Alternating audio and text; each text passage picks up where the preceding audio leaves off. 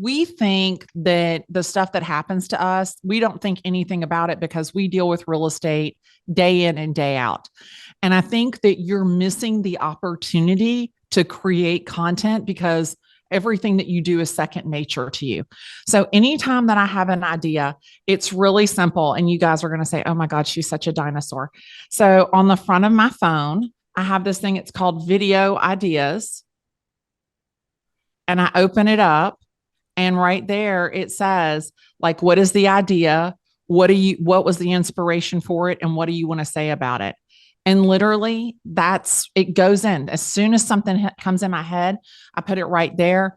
I open up my laptop, I go down my Google Sheet. And when I shoot content, I just have all of my topics right there.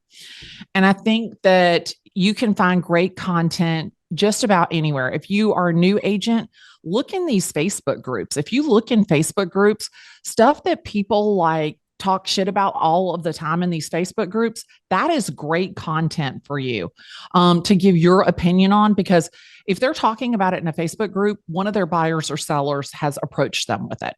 The other thing is once upon a time and the end are equivalent to just listed and just sold. And agents are missing the opportunity to not only tell the story of their client, but also to tell the story about the process and about the house. And so, why did Bobby and Susie decide to work with you to sell their house? Why did Bobby and Susie decide to work with you to buy a house?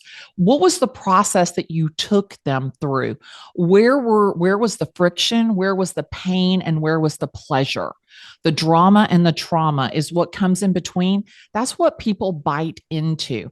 So don't think that what you're doing is just second nature and it's not interesting, because every transaction is different. Every house is different. And there's unlimited content to be found in the client, the process, and the product. That's a Google form you saved to the homepage on your phone, right? It's a Google form. I even did it myself. And then I emailed it to myself and I held down the link and I saved it to my home screen.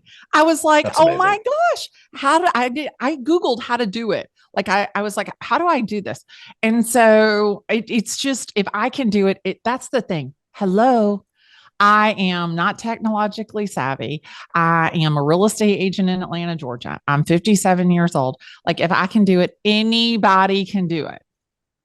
That's amazing. Oh, and you know now, before I forget this, I want to just say a lot of people, and I was talking about this yesterday with some friends. The reason that a lot of people don't want to do video is because they think it's above them or they think it's beneath them. They think that it's too hard, that they're not good on video, or they'll never figure out how to do it. Or they think they're too good to do it.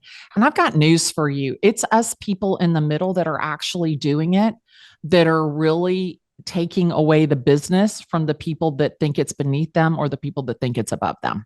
Could it be like a scratch piece of paper? Could it be some other snazzy thing? Yeah. The magic in this is the back of that's the back of a check that I was like, oh, I need to write this down right this very second. I didn't have my phone with me.